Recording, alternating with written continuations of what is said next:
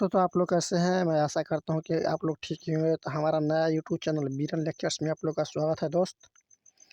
तो दोस्तों आज हम इस नए वीडियो में देखने वाले हैं क्लास 10वीं का जो फिजिक्स का फर्स्ट चैप्टर प्रकाश का प्रवर्तन पढ़ेगा। इसमें आपको पढ़ाया जाएगा। तो देखिए, आप वीडियो को अच्छी तरह से देखिएगा, आप वीडियो को स्किप नहीं कीजिएगा। इस वीडियो देखने के बाद आपसे एक भी ऑब्जेक्टिव या सब्जेक्टिव क्वेश्चन इस चैप्टर से नहीं छूटेगा दोस्त। तो आप वीडियो को अच्छी तरह से ज़रूर देखिएगा और बारीकी से ध्यान से पढ़िएगा, जिससे आपको अच्छा से समझ में आएगा।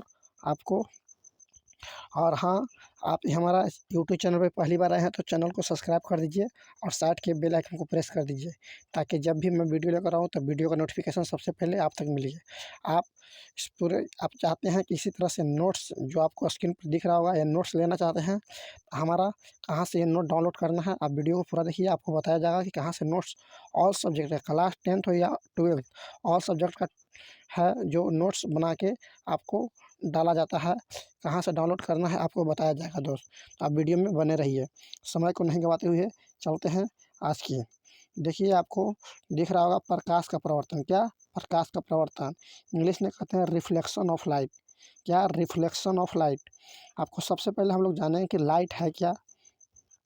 लाइट, प्रकाश। प्रकाश ऊर्जा का वह स्वरूप है जिसकी सहायता से किसी भी वस्तु को हम अपनी आँखों से देखते हैं, प्रकाश कहलाता है। यानी हम लोग आँख से किसी भी वस्तु को देखते हैं और जो देखने में सहायता प्रदान करता है उसे हम प्रकाश कहते हैं। प्रकाश एक प्रकार का ऊर्जा है। क्या है? ऊर्जा है। तो प्रकाश का परिभाषा आपको याद हुआ दोस्त? नहीं याद हुआ है? इसे फिर से एक बार रिवीजन करते हैं। प्रकाश ऊर्जा का वह स्वरूप है। आप लोग भी हमारे साथ साथ बोलिए, प्रकाश क्या है? प्रकाश ऊर्जा का वह स्वरूप है जिसकी सहायता से किसी भी वस्तु को हम अपनी आँखों से देखते हैं, प्रकाश कहलाता है। या इसके प्रकाश की एक और परिभाषा है, प्रकाश वह कारक है जिसकी सहायता से हम वस्तुओं को देखते हैं। प्रकाश एक प्रकार का ऊर्जा है। प्रकाश क्या है? एक प्रकार का ऊर्जा है। नेक्स्ट हम लोग देखते हैं प्रकाश स्रोत, लाइट सोर्स। वैसा वस्तु जिससे प्रकाश निकलता हो उसे प्रकाश स्रोत कहते हैं।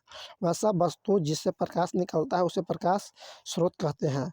सूर्य, तारा, बिजली का जलना, जलता हुआ मोमबत्ती, जलते हुए लालटेन, जलता हुआ लैंप, जलता हुआ दिया, ये सब प्रकाश स्रोत हैं। आप लोग बताइए, प्रकाश स्रोत कितने तरह के होते हैं? प्रकाश स्रोत है जो दोस्त दो तरह के होते हैं। कितने तरह के? दो तरह के। आपको प्रकाश स्रोत का परिभाषा याद हुआ? नहीं याद हुआ है तो दोस्त एक बार हमारे साथ ज़रूर बोलिएगा। प्रकाश स्रोत, वैसा वस्तु जिससे प्रकाश निकलता है उसे प्रकाश स्रोत कहते हैं। जैसे में सूर्य, तारा, बिजली का जलना, जलता हुआ मोमबत्ती, जलता हुआ लालटेन, जलता हुआ लैंप, जलता हुआ दिया। और आगे प्रकाश स्रोत कितने तरह के होते हैं? प्रकाश स्रोत है जो दोस्त दो तरह के होते हैं। कितने तरह के? दो तरह के। प्रदीप प्रकाश स्रोत, अप्रदीप प्रकाश स्रोत होते हैं। प्रदीप इंग्लिश में इसे ल्यूमिनियस कहते हैं। वैसा वस्तु जिससे प्रकाश उत्सर्जित होता है उसे प्रदीप कहते हैं। क्या? और वैसा वस्तु जिससे प्रकाश उत्सर्जित होता है, मतलब प्रकाश निकलता है, उसे प्रदीप प्रकाश स्रोत कहते हैं। जैसे सूर्य, बिजली का जलना, जलती हुई मोमबत्ती आदि, ये सब प्रदीप वस्तुएं हैं। आगे हम लोग पढ़ेंगे अप्रदीप, नॉन ल्यूमिनस। वैसा वस्तु जिससे प्रकाश उत्सर्जित नहीं होती है, अप्रदीप वस्तु कहते हैं। क्या दोस्त? वैसा वस्तु जिससे प्रकाश नहीं निकलती है या नहीं उत्सर्जित होती है उसे अप्रदीप वस्तुएं कहते हैं। जैसे टेबल, कुर्सी, कॉपी, किताब आदि, ये सब है, ये सब अप्रदीप वस्तुएं हैं। आगे हम लोग जानेंगे प्रकीर्णन क्या है। प्रकीर्णन क्या? प्रकीर्णन, स्कैटरिंग, हवा की सूक्ष्म कण या वायु के अणुओं या धूल कणों से प्रकाश के क्षेत्र आने की घटना को प्रकाश का प्रकीर्णन कहते हैं। हवा के सूक्ष्म कण या हवा की सूक्ष्म कण या वायु के अणुओं या धूल कणों से प्रकाश के क्षेत्र आने की घटना को प्रकाश का प्रकीर्णन कहते हैं। नेक्स्ट है दोस्त, हम लोग देखते हैं प्रकाश का प्रकीर्णन का एक और परिभाषा है। देखिए,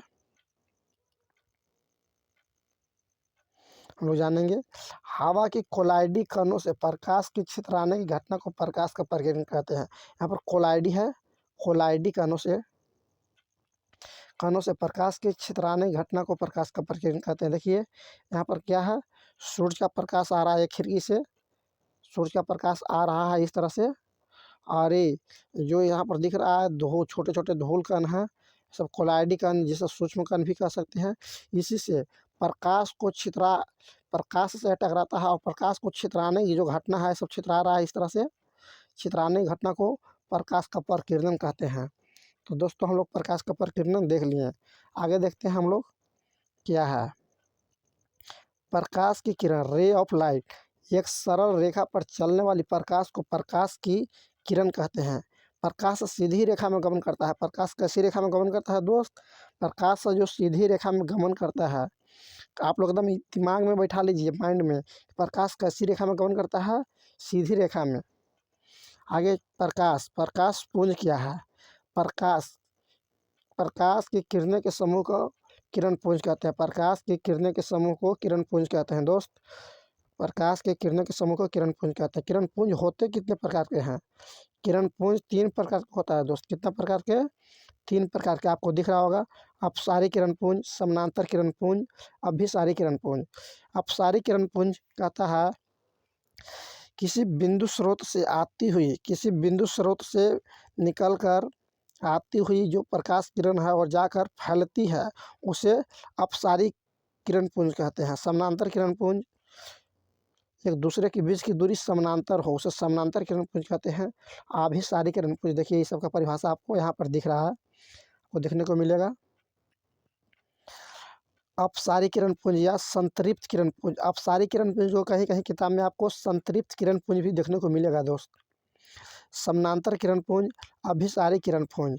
अपसारी किरण पुंज, प्रकाश की किरण एक बिंदु स्रोत से निकलकर फैलने की घटना को अपसारी किरण पुंज कहते हैं। अपसारी किरण पुंज, वैसा किरण पुंज,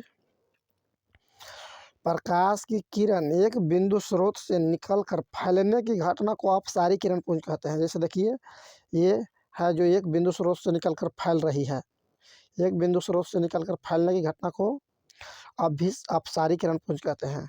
नेक्स्ट हम लोग का पढ़ना है समानांतर किरण पुंज।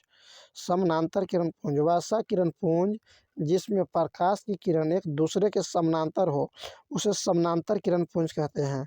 वैसा किरण पुंज जिसमें प्रकाश की किरण एक दूसरे के समानांतर हो, उसे समानांतर किरण पुंज कहते हैं। देखिए, एक दूसरे के बीच की दूरी समानांतर है, इसे समानांतर किरण पुंज कहते हैं। नेक्स्ट हम लोग का अभिसारी किरण पुंज पढ़ना किया। अभिसारी किरण पुंज, अभिसारी किरण पुंज और समानांतर किरण पुंज की एक विशेषताएं हैं, बहुत अधिक दूर पर स्थित प्रकाश स्रोत से आती किरणें ये समानांतर किरण पुंज माना जाता है। जैसे सूर्य है जो हम लोग से 15 करोड़ किलोमीटर दूर है दोस्त। इस तरह से हम लोग, आगे आपको दिख रहा होगा अपसारी किरण पुंज, वैसा किरण पुंज जिसमें प्रकाश की किरण एक बिंदु स्रोत पर आकर मिलती है या मिलती हुई प्रतीत होती है, उसे अभिसारी किरण पुंज कहते हैं। जैसे अभिसारी किरण पुंज किसे कहते हैं दोस्त? वैसा किरण पुंज जिसमें प्रकाश की किरण एक बिंदु स्रोत से आकर मिलती है या मिलती हुई प्रतीत होती है, उसे अभिसारी किरण पुंज कहते हैं। नेक्स्ट हम लोग का पढ़ना है पारदर्शी पदार्थ, पारभासी और अपारदर्शी पदार्थ पढ़ना है हम लोग का। हम लोग सबसे फर्स्ट पढ़ेंगे पारदर्शी पदार्थ क्या है। ऐसा पदार्थ जिससे प्रकाश आसानी से आर पार हो जाता है, यानी पार हो जाता है, पारदर्शी पदार्थ कहलाता है। जैसे कांच, पानी, हवा इत्यादि ये सब है जो पारदर्शी पदार्थ हैं। वैसा पदार्थ जिससे प्रकाश आसानी से आर पार हो जाता है, उसे पारदर्शी पदार्थ कहते हैं। आप लोग बताइए, आप लोग का याद हुआ या नहीं? आप लोग कमेंट में ज़रूर बताइए। पारदर्शी पदार्थ, ऐसा पदार्थ जिससे प्रकाश आसानी से पार हो जाता है, पारदर्शी पदार्थ कहलाता है। जैसे कांच, पानी, हवा इत्यादि।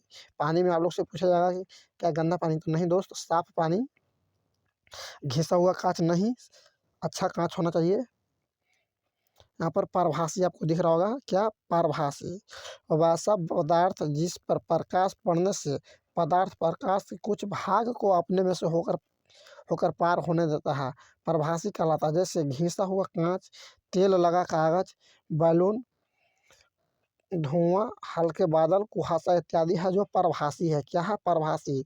अब ये सब हैं वस्तुएं जिससे कुछ कुछ प्रकाश के कुछ भाग होकर पार होता है।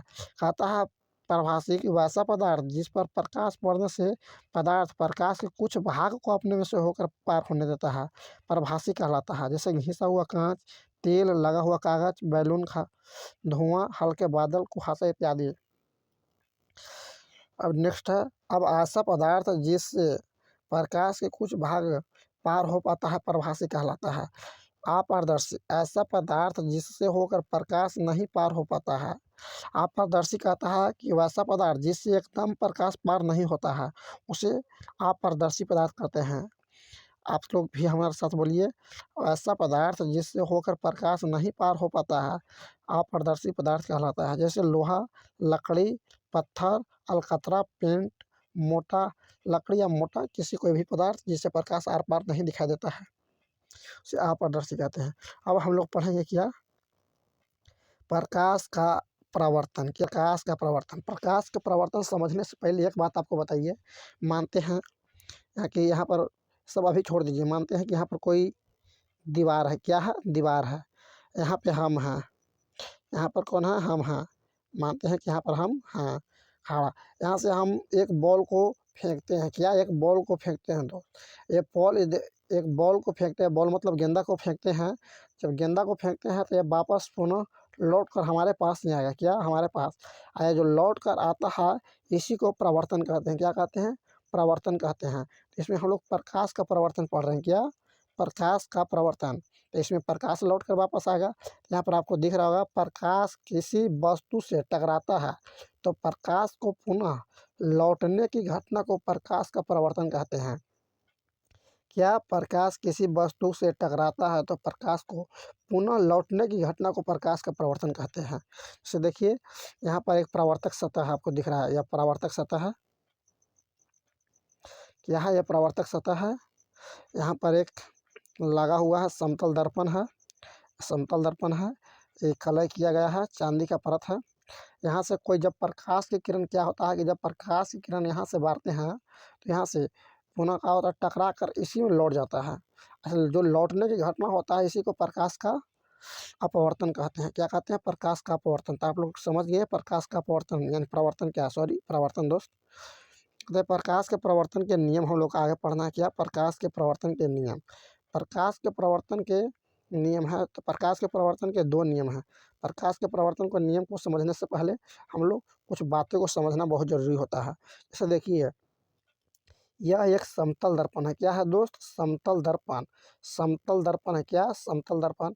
यहाँ पर आपतन बिंदु, यहाँ पर एक बिंदु है जिसे आपतन बिंदु नाम है। क्या है? आपतन बिंदु नाम, जिसे ओ से सूचित किया जाता है। आपतन बिंदु को किस चीज़ से? ओ से सूचित किया जाता है। यहाँ से हम एक प्रकाश को गुजारते हैं, प्रकाश को गुजारते हैं। जिस प्रकाश को यहाँ से हम गुजारते हैं आपतन बिंदु पर टकराता है। यहाँ से जाने के बाद किस चीज़ पर टकराएगा? आपतन बिंदु पर। तो जब टकराता है इसे आपतित किरण कहते हैं। ये जो जा रहा है इसे आपतित किरण कहते हैं। तो यहाँ से जाने के बाद यहाँ तो लौटेगा भी, तो जितना डिग्री के कोने बनाकर जाता है उतना ही डिग्री के कोण बनाकर ये वापस लौटती है। ये जाने वाली किरण को आपतित किरण कहते हैं। ये जो कोण आ रहा है इसे परावर्तित किरण कहते हैं। क्या कहते हैं? परावर्तित किरण। इन दोनों के बीच एक अभिलंब को हम डालते हैं। क्या करते हैं? एक अभिलंब को डालते हैं, इसे अभिलंब कहते हैं। जो लंब को डालते हैं जिसे अभिलंब नाम दिया जाता है। और इस दोनों के बीच यानी आपतित किरण और अभिलंब, अभिलंब को यहाँ से सूचित किया जाता है। अभिलंब के बीच, आपतित किरण और अभिलंब के बीच बना कोण को आपतन कोण कहते हैं। क्या कहते हैं? आपतन कोण। यहाँ पर आपको दिख रहा होगा। और एक है अभिलंब और परावर्तित किरण के बीच बना कोण को परावर्तन कोण कहते हैं। आपतन कोण को आई से सूचित किया जाता है, परावर्तन कोण को आर से सूचित किया जाता है दोस्त। तो आप लोग बताइए, ये एक समतल दर्पण है। आप लोग फिर से समझिए, यह एक समतल दर्पण है। यहाँ पर आपतन बिंदु है, यह आपतित किरण जा रहा है। आपतित किरण, जाने वाली किरण को आपतित किरण कहते हैं। आप लोग पूरा समझ आए कि जाने वाली जो किरण जा रहा है आपतन बिंदु पर टकरा रहा है, इस किरण को क्या कहेंगे? आपतित किरण कहेंगे। फिर से हम लोग समझ सकते हैं, ये जो जा रहा है इसे आपतित किरण कहेंगे, और जो वापस लौट कर आ रहा है इसे परावर्तित किरण कहते हैं। और बीच में एक लंब डालते हैं, इस लंब को हम अभिलंब कहते हैं। क्या कहते हैं? अभिलंब कहते हैं। यहाँ पे आपतन बिंदु है और दोनों के बीच में जो कोण बनता है आपतित किरण और अभिलंब के बीच बना कोण को आपतन कोण कहते हैं। और यह है अभिलंब और परावर्तित किरण के बीच बना कोण को परावर्तन कोण कहते हैं। आपतन कोण को आई से सूचित करते हैं, परावर्तन कोण को आर से सूचित करते हैं। तो हमें उम्मीद है आप लोग समझ गए होंगे और इसका परिभाषा हम लोग यहाँ पर देखने की कोशिश करेंगे। सबसे पहले हम लोग देखते हैं आपतित किरण क्या है। किसी सतह पर पड़ने वाली किरण को आपतित किरण कहते हैं, या किसी सतह पर पड़ने वाली किरण को आपतित किरण कहते हैं। परावर्तित किरण, जिस माध्यम से आपतित किरण सतह पर आती है उसी माध्यम में लौट गई किरण को परावर्तित किरण कहते हैं। जिस माध्यम में, देखिए यहाँ पर हम पाते हैं, जिस माध्यम में ये आपतित किरण है, ये आपतित किरण आ रहा है और जिस माध्यम में लौटता है इसे परावर्तित किरण कहते हैं। बीच में एक अभिलंब डाला जाता है, ये आपतित किरण होता है। हम लोग जानेंगे परावर्तित किरण। नेक्स्ट जानते हैं आपतन बिंदु कहता है। आपतन बिंदु क्या है, ये कह रहा है आपतन बिंदु सतह के जिस बिंदु पर आपतित किरण टकराती है उसे आपतन बिंदु कहते हैं। सतह के जिस बिंदु पर टकराती है उसे आपतन बिंदु कहते हैं। नेक्स्ट है आपतन कोण। आपतित किरण एवं अभिलंब के बीच बने कोण को आपतन कोण कहते हैं, जिसे आई से सूचित किया जाता है। किस चीज से? आई से सूचित किया जाता है। आपको आगे दिख रहा है परावर्तन कोण क्या है। परावर्तन कोण, परावर्तित किरण एवं अभिलंब के बीच बने कोण को परावर्तन कोण कहते हैं। परावर्तित किरण एवं अभिलंब के बीच बने कोण को परावर्तन कोण कहते हैं। इसे आर से सूचित किया जाता है। किस चीज़ से? आर से सूचित किया जाता है दोस्त।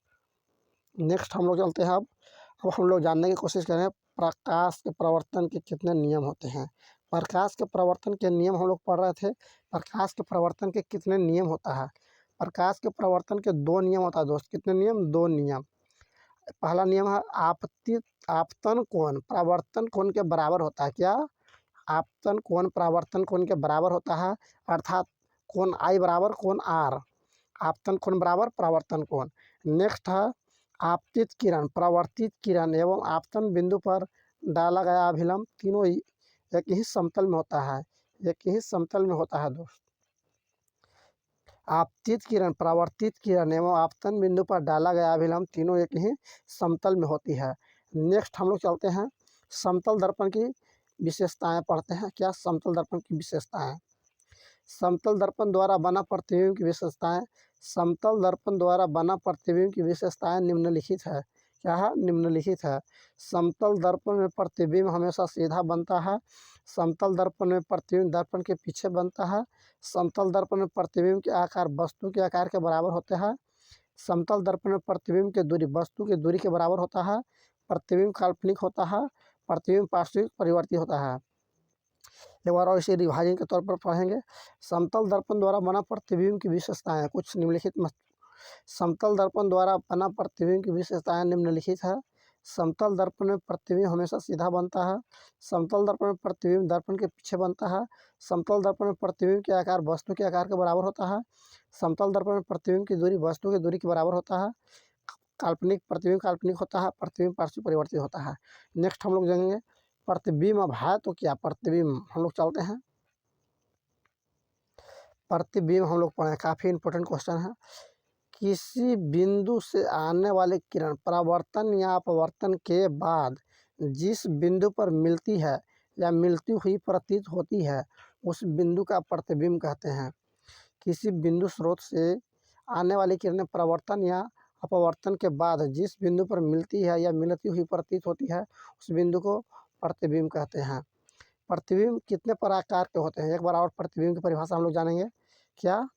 हमारे साथ साथ आप लोग भी बोलिएगा, आपको जरूर याद हो जाएगा।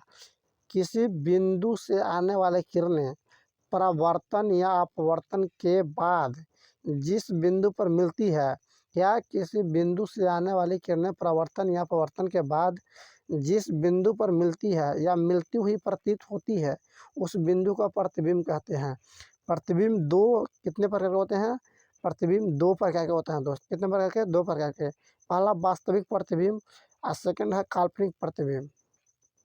आगे हम लोग देखते हैं, आगे है क्या? वास्तविक प्रतिबिंब। वास्तविक प्रतिबिंब किसी बिंदु स्रोत से आती हुई प्रकाश की किरणें परावर्तन या अपवर्तन के बाद जिस बिंदु पर वास्तव में मिलता है उसे वास्तविक प्रतिबिंब कहते हैं। किसी बिंदु स्रोत से आती हुई प्रकाश की किरणें परावर्तन या अपवर्तन के बाद जिस बिंदु पर वास्तव में मिलता है उसे वास्तविक प्रतिबिंब कहते हैं। वास्तविक प्रतिबिंब को पर्दे पर प्राप्त किया जा सकता है क्या? वास्तविक प्रतिबिंब को पर्दे पर प्राप्त किया जा सकता है। आगे है वास्तविक प्रतिबिंब वस्तु की अपेक्षा हमेशा उल्टा होता है। वास्तविक प्रतिबिंब वस्तु की अपेक्षा हमेशा उल्टा होता है। नेक्स्ट है काल्पनिक या आभासी प्रतिबिंब। किसी बिंदु स्रोत से आती हुई प्रकाश की किरणें परावर्तन या अपवर्तन के बाद जिस बिंदु पर आती हुई प्रतीत होती है उसे आभासी प्रतिबिंब कहते हैं। किसी बिंदु स्रोत से आती हुई प्रकाश की किरण परावर्तन या अपवर्तन के बाद जिस बिंदु पर आती हुई प्रतीत होती है उसे आभासी प्रतिबिंब कहते हैं। आभासी प्रतिबिंब को पर्दा पर प्राप्त नहीं किया जा सकता है क्या? आभासी प्रतिबिंब को पर्दे पर प्राप्त नहीं किया जा सकता है। आभासी प्रतिबिंब वस्तु की अपेक्षा हमेशा सीधा होता है। आभासी प्रतिबिंब को सदा बिंदुओं से या टूटी हुई रेखाओं से दिखाया जाता है। दोस्तों, तो हम लोग फाइनली ये चैप्टर में प्रतिबिंब तक पढ़ लिए हैं। प्रतिबिंब के बाद हम लोग आगे जानेंगे। दोस्तों, तो वीडियो में यही तक। अगला वीडियो हम लोग और आगे जानने की कोशिश करेंगे। आप इस चैनल पे पहली बार आए हैं तो चैनल को सब्सक्राइब कर लीजिए और साइड के बेल आइकन को प्रेस कर दीजिए ताकि जब भी मैं वीडियो लेकर आऊँ तो वीडियो का नोटिफिकेशन सबसे पहले आप तक पहुँचे दोस्तों।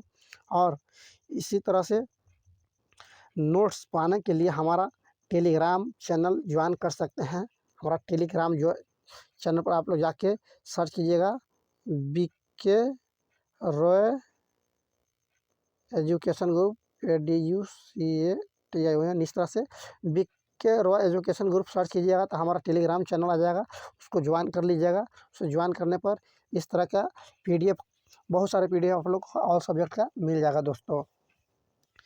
तो हमारा चैनल पे पहली बार आए हैं तो चैनल को सब्सक्राइब करिए। अगर वीडियो अच्छा लगा हो तो वीडियो को लाइक कीजिएगा और ज़्यादा से ज़्यादा दोस्तों तक शेयर कीजिएगा। ये वीडियो में यहीं तक, फिर मिलते हैं अगले वीडियो में दोस्त।